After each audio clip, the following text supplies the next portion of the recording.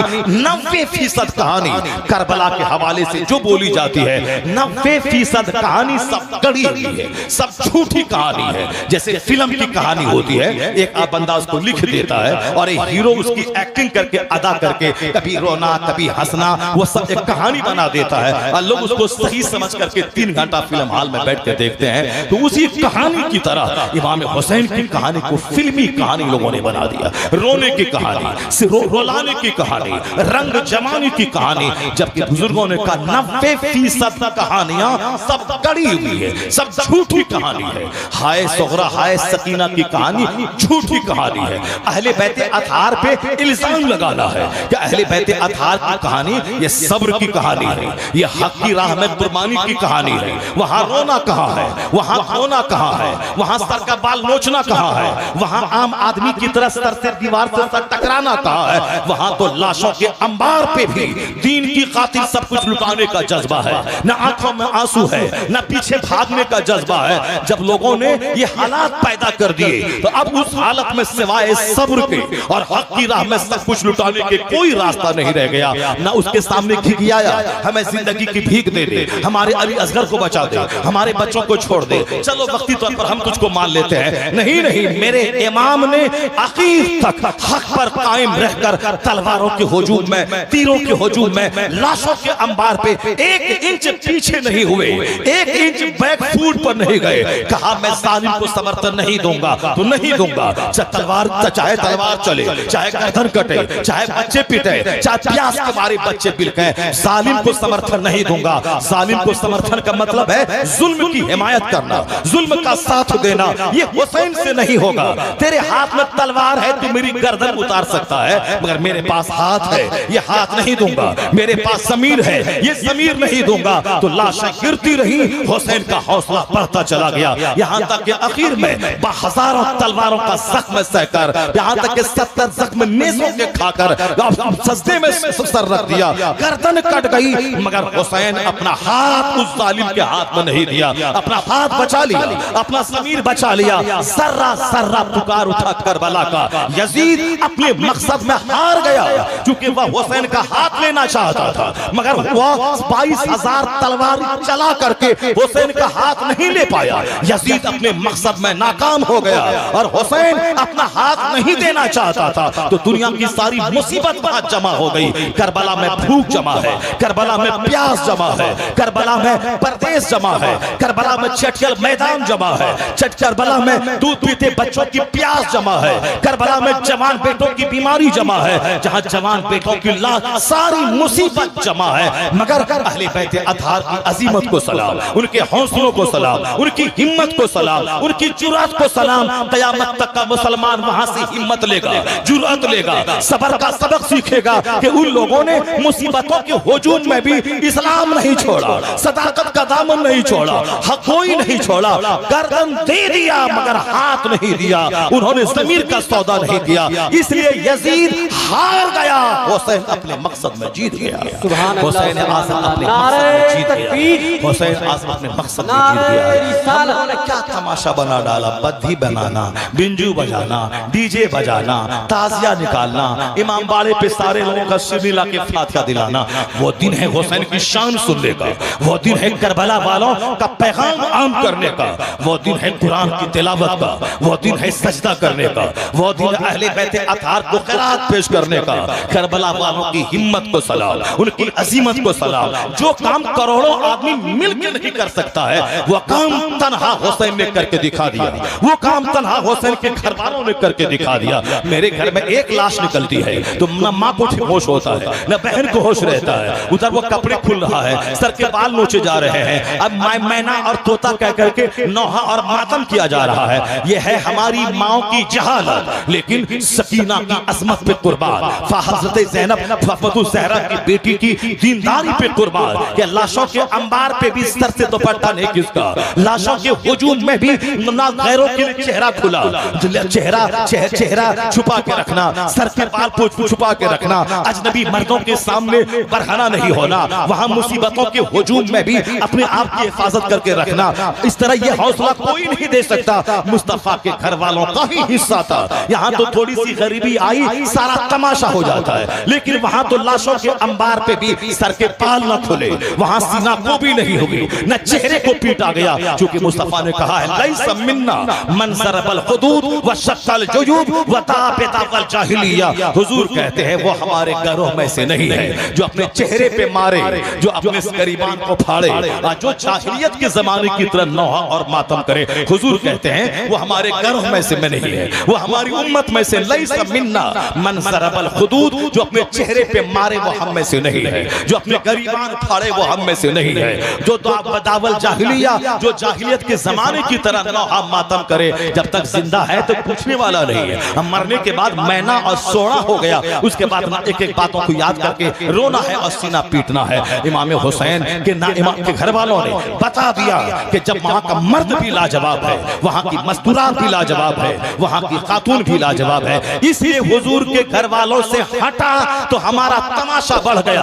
आज जिस दिन मुस्तफा के घर वालों की सच्ची मोहब्बत पैदा होगी, उस दिन सजदा बढ़ेगा, उस दिन नमाज बढ़ेगी, तमाशा घटेगा, जहालत घटेगी, जाहिलियत घटेगी, सजदा बढ़ेगा, इबादत बढ़ेगी, तिलावत बढ़ेगी, जिक्र अस्कार बढ़ेगा, और फिर ईमान की पुख्तगी बढ़ेगी कि कोई नौकरी ईमान लूट न ले और कोई छोकरी ईमान लूट न ले। ये उस वक्त बात होगी जब अहले बैत से सच्ची मोहब्बत होगी, जब कुरान से सच्ची मोहब्बत होगी, जब हमारे घर में आखिरत का, जन्नत का, मुस्तफा के शहजादों का जिक्र होगा। तुम्हारी बेटी का भी ईमान स्ट्रांग होगा। कोई 5 करोड़ दे के भी ईमान लूटना चाहे, हमारी बेटी उसके चेहरे पे थूक देगी और कहेगी मैं फातिमा ज़हरा की कनीज हूं, मैं जान दे दूंगी मगर अपना ईमान, अपना हया नहीं दूंगी, इसलिए मैं ईमान का सौदा नहीं करूंगी। ये बात वह बोलेगी जिस फातिमा को जानती है, ये बात वह बोलेगी जो सकीना को जानती है, ये बात वह बोलेगी जो जैनब को जानती है, ये बात वह बोलेगी जो शहरबानों को जानती है, ये बात वह बोलेगी जो मुस्तफा की बीवियों को जानती है, जो करीना को जानती है, जो कैटरीना को जानती है, जो शाहरुख खान की बीवी गौरी खान को जानती है। वह तो किसी खूबसूरत लड़के को देखेगा ईमान बेच डालेगी, वह तो नौकरी वाले को देखेगा ईमान बेच डालेगी। यही हाल हो रहा है मुसलमानों के कई लाख बच्चे जो गैरों की गोद में भीड़ चढ़ गए, इसीलिए उनके घर में तमाशा है, उनके घर में व्हाट्सएप है, उनके घर में इंस्टाग्राम है, उनसे घर में रात रात भर बुलू फिल्में देखी जाती है, उनके घर में मौलाना को गाली दिया जाता है, उनके घर में दीन के नाम पे सिर्फ सेवई खाना और दीन के नाम पे सेवाई सिर्फ टोपी पहनना और नया कपड़ा पहनना, यही ईद है। चाहे रमजान में एक रात तरावी न पढ़ा हो, चाहे रमजान में खत्म कुरान न किया हो, एक दिन का रोजा न रखा हो, उसका मतलब ईद है सेवई खाना, उसके मतलब ईद है त्योहार मौज मस्ती करना। हमने इस्लाम को समझा ही नहीं, इसलिए हमारे बच्चे क्या इस्लाम के नाम पे सब कुछ कुर्बान करेंगे। आज जरूरत है कि हुसैन आजम को पढ़ा जाए, अपने बच्चों की गुट्ठी में ईमान पिलाया जाए। ये दुनिया क्षण भर की है, आखिरत दायमी है। ये मुस्तफा के घर वाले हमारे लिए मॉडल है, उनकी कुर्बानी हमारे लिए अजीम शाहरा है, उसको उससे रोशनी हासिल करनी है, हक पर कायम रहना है, सच्चाई का दामन थामे रहना है, कभी झूठ फरेब के लालच में नहीं पड़ना है, हया और पर्दा का दामन थामे रहना है, कभी फिल्मी कल्चर को नहीं पकड़ना है। अगर हमने ऐसे अपने बच्चों को सिखाया, मेरा बेटा नौकरी मिले ना मिले, वह कभी किसी काफिरा की शक्ल सूरत देखकर अपना ईमान नहीं बेचेगा। उसकी गुट्ठी में हुसैन की मोहब्बत पिला देनी है, ताकि जान जाए जाए मगर ईमान न जाए, हया न जाए, इज्जत न जाए, ये बदन नापाक न हो। तो उसके लिए जरूरी है कि फिजिक्स बाद में पढ़े, पहले वो कुरान पढ़े, केमिस्ट्री बाद में पढ़े, पहले मुस्तफा की हदीस पढ़े, पहले दुनियादारों की कहानी बाद में पढ़े, पहले मुस्तफा के घर वालों की कहानी पढ़े। इसलिए हुजूर ने कहा था कुरान और मेरे घर वाले, इन दोनों की मोहब्बत की रस्सी को थामे रखोगे तो गुमराह नहीं होगे। तो जिनके घर में ये दोनों चीजें हैं, उनका बेटा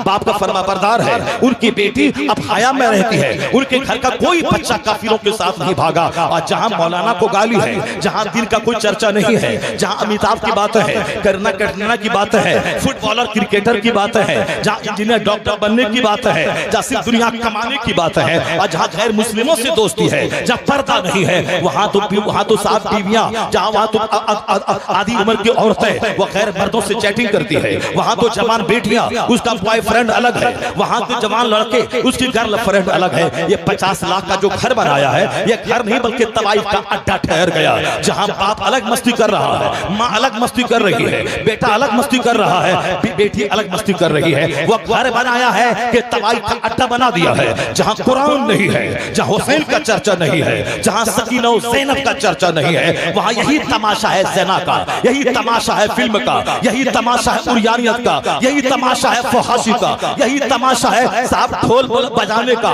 नाचने का, गाने का और डीजे का तमाशा है। जिस दिन घर में हुसैन आ गए जहालत मिटेगी, शरीयत का राज कायम हो जाएगा। इसलिए मुस्तफा ने कहा था दो भारी चीजें मैं छोड़ के जा रहा हूं, इन दोनों का दामन मजबूती से थामे रहना, गुमराह नहीं हो गए। यह दोनों हैं, दोनों से नूर मिलता है, कुरान से भी नूर मिलता है और अहले बैत से भी नूर मिलता है। बस थोड़ी सी सच्ची कहानी चंद मिनटों में, उसके बाद आप जो चाहते हैं वही होगा। चूंकि अब आप खिताब सुनने का, खिताब पे अमल करने का वो तो है नहीं, अब तो साहब स्टाइल देखना है और साहब जिंदगी जैसे हम गुजार रहे हैं वैसे ही गुजारेंगे, उसमें कोई तब्दीली और चेंजिंग तो लाने का है नहीं। अलबत्ता प्रयास नहीं छोड़ा जाएगा, जुमा का खुतबा बंद नहीं होगा चाहे एक बंदा नमाजी बने न बने, ईदैन का खिताब बंद नहीं होगा चाहे एक बंदा नमाजी बने न बने, अजान बंद नहीं होगी, ये नमाज का ऐलान है, एक बंदा नमाज पढ़ने आए ना आए अजान होगी क़यामत तक, जुमा का बयान होगा क़यामत तक, ईदैन की तकरीरें होंगी क़यामत तक। ये चीजें जरूरी हैं, होती रहेंगी। जिसके दिल में अल्लाह मोहब्बत डालेगा